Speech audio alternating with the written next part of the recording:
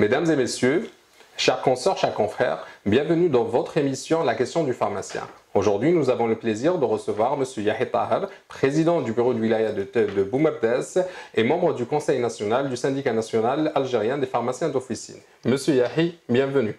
Merci. Monsieur Yahi, nous aborderons aujourd'hui la thématique de la formation continue. Les recommandations de l'Organisation mondiale de la santé et de la Fédération internationale de pharmacie qui visent l'amélioration du cadre de vie des patients consacrent le rôle du pharmacien acteur majeur de santé à travers de nouvelles missions qui se traduisent par des services tels que le renouvellement de traitement, la vaccination et même la délivrance de certains médicaments selon un schéma thérapeutique protocolisé. Pouvez-vous nous faire un état des lieux chez nous ici en Algérie ? Merci. Donc, si on commence à parler de la formation continue en Algérie, il faut dire que jusqu'à il y a quelques années, tout professionnel de la santé, pour mettre à jour ses connaissances, il a affaire à des revues scientifiques, à des congrès qui étaient organisés par des sociétés savantes et certains séminaires qui sont de temps en temps organisés par la tutelle, le ministère de la Santé. Sauf que les choses vont très vite et qu'il fallait passer à une vitesse autre. Et l'Internet est venu combler un peu ce vide pour permettre donc l'accès à des références bibliographiques gratuitement à travers donc son PC. Depuis, donc, les choses ont évolué et donc la formation continue qui n'était pas donc obligatoire faisait que beaucoup de personnes restaient confinées à leurs cabinets médicaux, comme le cas des médecins, et pour les pharmaciens derrière leur tiroir-caisse. Ce qui fait que la formation médicale continue n'était pas assurée convenablement. Par rapport aux recommandations de l'OMS et de la FIP, quelles sont les raisons d'une telle approche sanitaire concernant le rôle sanitaire du pharmacien d'officine? Il faut dire que le pharmacien, de par sa formation universitaire, a des connaissances qu'il n'utilise pas en réalité, qu'il ne met pas en exergue au niveau de son officine. Et que ces connaissances, pour les matérialiser, donc il y a eu cette recommandation donc, de l'OMS pour élargir la pratique officinale du pharmacien et essayer d'optimiser donc sur le terrain les connaissances du pharmacien pour les mettre donc en pratique et essayer de servir le citoyen dans le cadre de la santé au quotidien en dehors de la dispensation qui est la principale donc, mission du pharmacien au niveau de son officine. Pouvez-vous nous faire un rappel de la chronologie du développement de cette réflexion et de ces recommandations? Alors, ces idées ont commencé depuis 1997 lors du congrès de Vancouver où on a défini une notion qu'on appelle le pharmacien 7 étoiles. C'est-à-dire que le pharmacien ne doit pas rester dans son officine, il doit participer de façon active dans la santé du citoyen. Et comment participer dans la santé du citoyen? Il peut donc intégrer des équipes de soins, il peut participer dans des enquêtes épidémiologiques, il peut participer donc dans le cadre de la vaccination, essayer donc d'être un acteur dans tout ce qui est priorité en matière de santé publique. Tous les programmes prioritaires de santé publique d'un pays, le pharmacien doit intégrer ses équipes et apporter un plus au niveau de ces programmes. Nous développerons un peu plus tard en détail ces services liés à la santé. L'application de ces missions nécessite une formation adoptée, que ce soit en graduation ou en formation professionnelle continue. L'Algérie s'est-elle donné les moyens sur un plan formation afin de pouvoir appliquer un tel programme?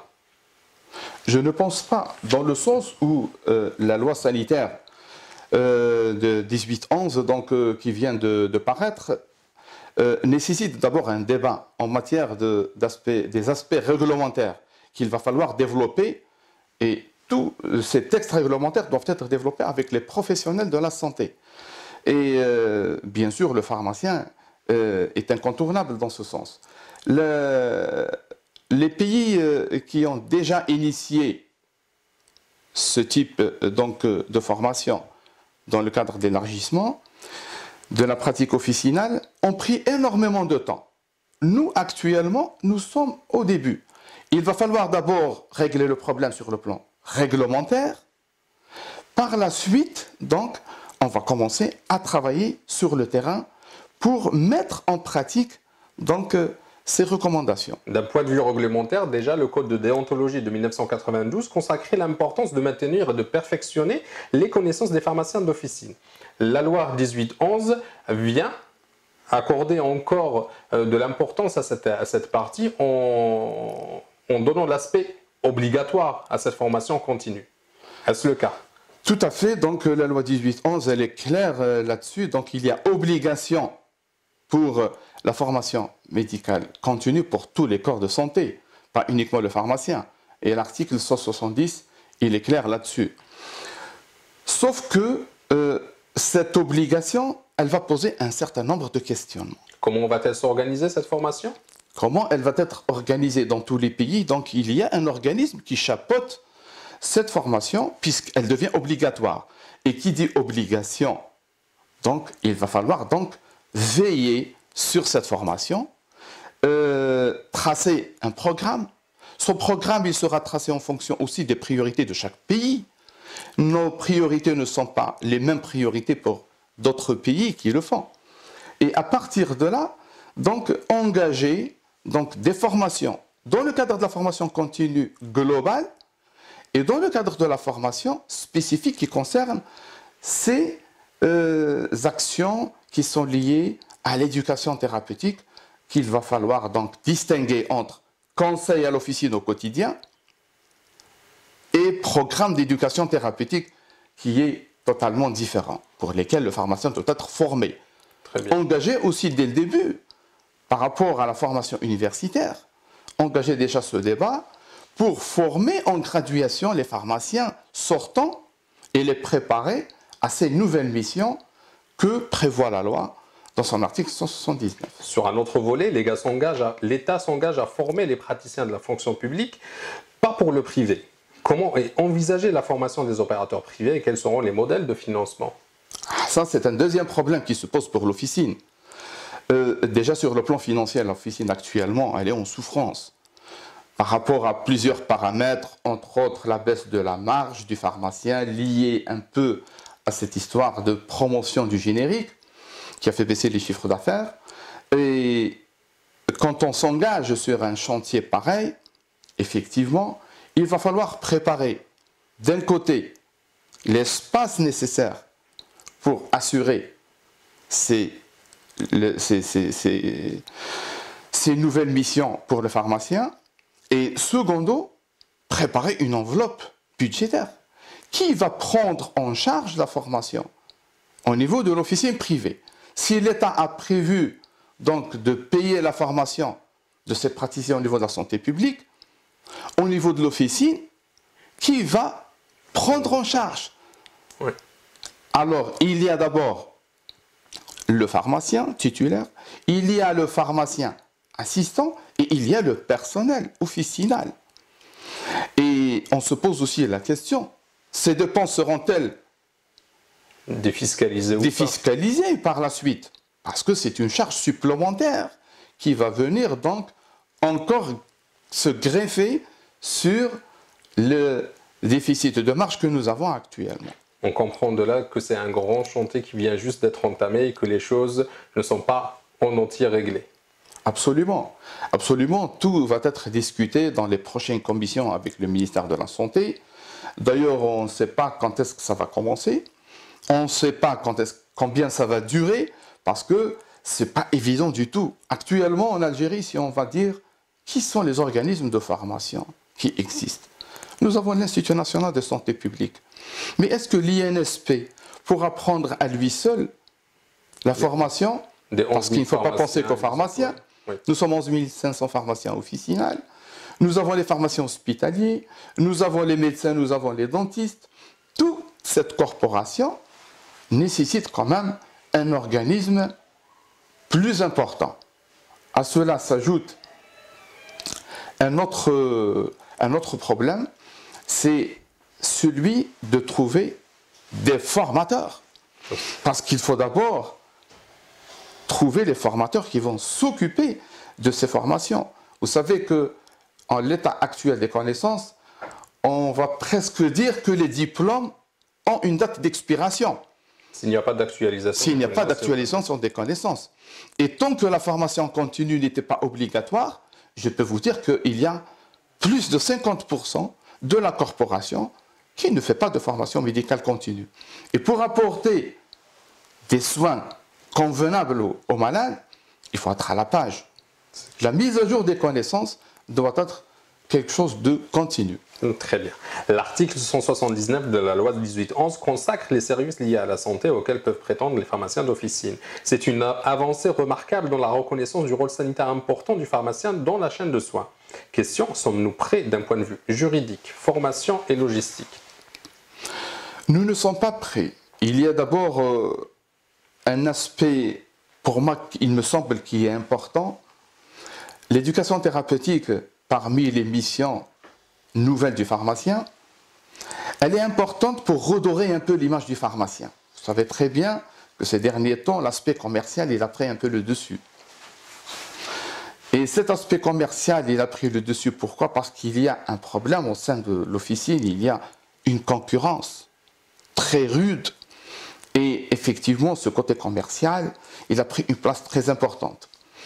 À cela s'ajoutent les surcharges que connaît le pharmacien dans le cadre des conventions avec les caisses de sécurité sociale, qui ne laissent pas énormément de temps aux pharmaciens pour se former. Oui. Et donc, tout ça doit être mis en place.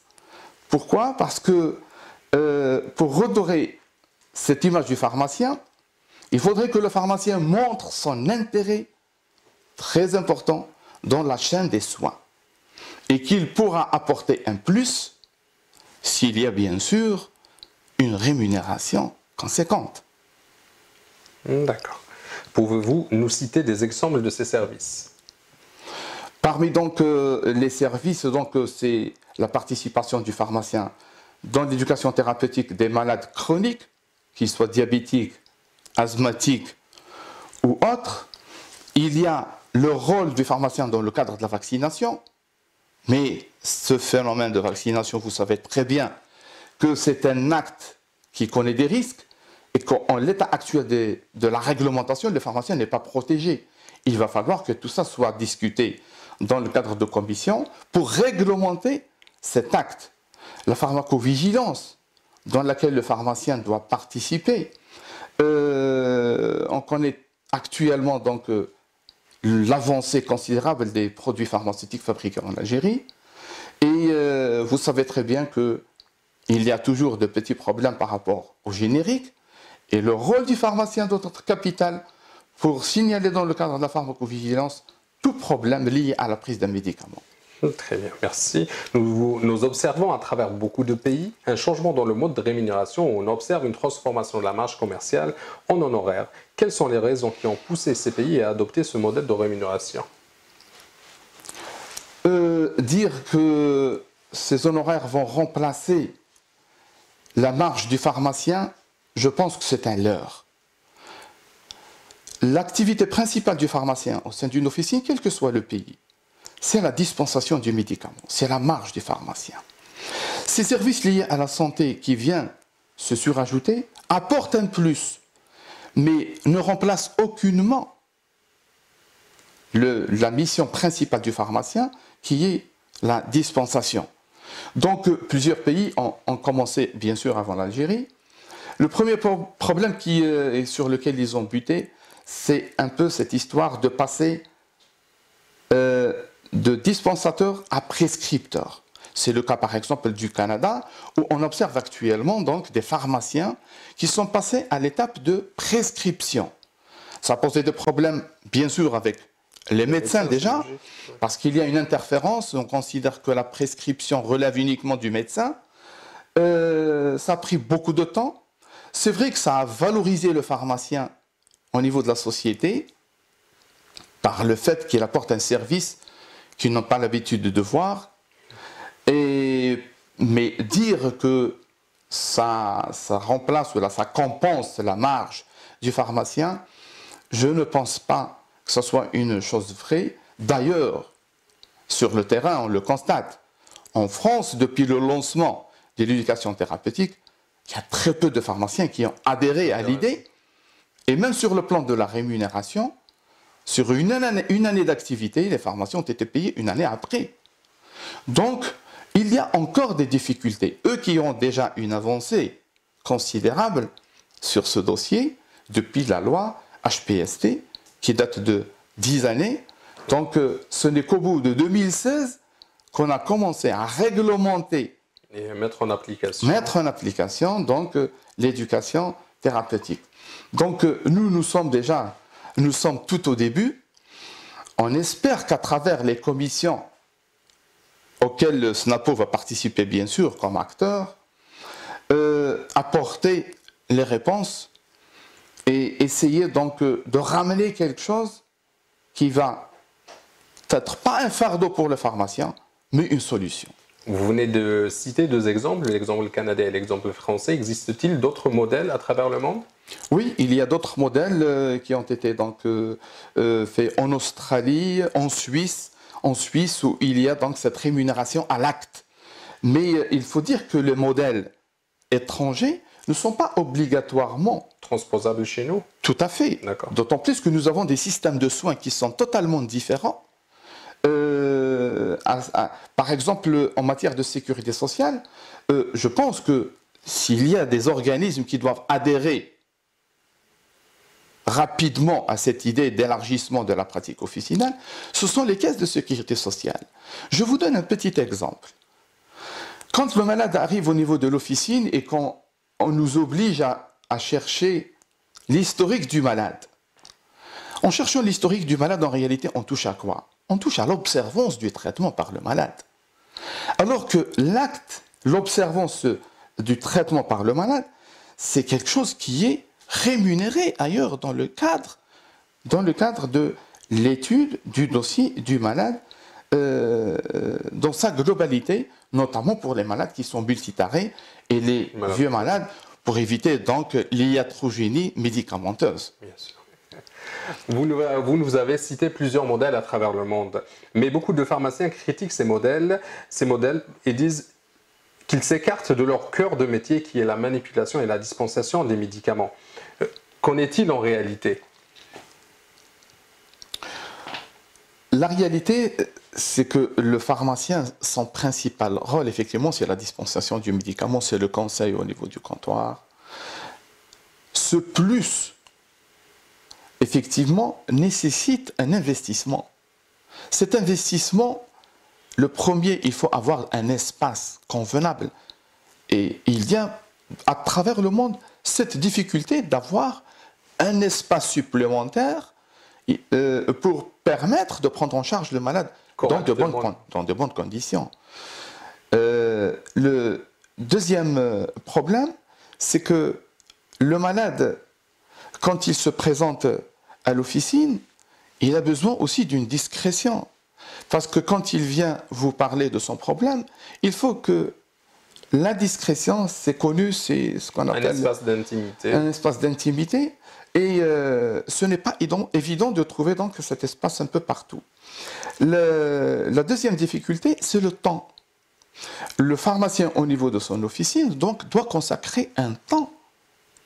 C'est-à-dire que ça peut aller de 10 minutes à 15 minutes à 20 minutes. Alors, ce n'est pas un seul malade, c'est plusieurs malades. Donc, cet aspect aussi, il est très important. Et ça fait que ce n'est pas tous les pharmaciens qui adhèrent. Parce qu'ils considèrent que le temps imparti avec l'espace investi, par rapport à la rémunération, il y a quand même un écart important. Monsieur Yahi, nous rappelons que vous êtes président de la commission formation continue au sein du SNAPO. Quel est le rôle de cette commission? Le rôle de cette commission, donc, c'est l'élaboration des textes, donc faire un échange avec les responsables du ministère de la Santé. Bien sûr, il n'y a pas que le SNAPO qui participe, il y a les autres corporations, entre autres l'ordre, et donc tout ce qui est donc pharmacien hospitalier. Et donc nous allons apporter nos propositions dans le cadre de la définition donc de tout ce qui est réglementation, liées à cette formation continue. Bien sûr, nous allons veiller à ce que ces textes soient adaptés à l'officine et que l'officinat ne soit pas lésé par rapport à ces textes réglementaires. Très bien. Est-ce qu'un plan d'action a été tracé? Pour le moment, donc, nous sommes à l'échelle de propositions. Et ces propositions donc, ont été discutées donc, au sein du SNAPO dans le cadre d'une commission composée de 4 personnes, membres du Conseil national. Et on attend l'invitation du ministère de la Santé pour commencer les discussions. Inch'Allah. L'émission, M. Yahi, touche à sa fin. Un dernier mot? Un dernier mot, donc, je dis à mes confrères et consoeurs pharmaciens, la formation continue est devenue obligatoire. Il faut donc adhérer à cette idée. Le bénéfice revient toujours aux pharmaciens. La mise à jour des connaissances, elle est très importante. On ne peut pas donc la mettre de côté. Et c'est tout à votre honneur de prodiguer des conseils qui sont à la page. Et ça va contribuer à une meilleure prise en charge de votre malade au niveau de vos officines. On vous remercie, M. Yahi. Nous arrivons à la fin de cette émission. N'oubliez pas de vous abonner sur la chaîne Snapo Media, la chaîne YouTube Snapo Media. À de prochains rendez-vous. Merci, M. Yahi. Merci. Merci, au revoir.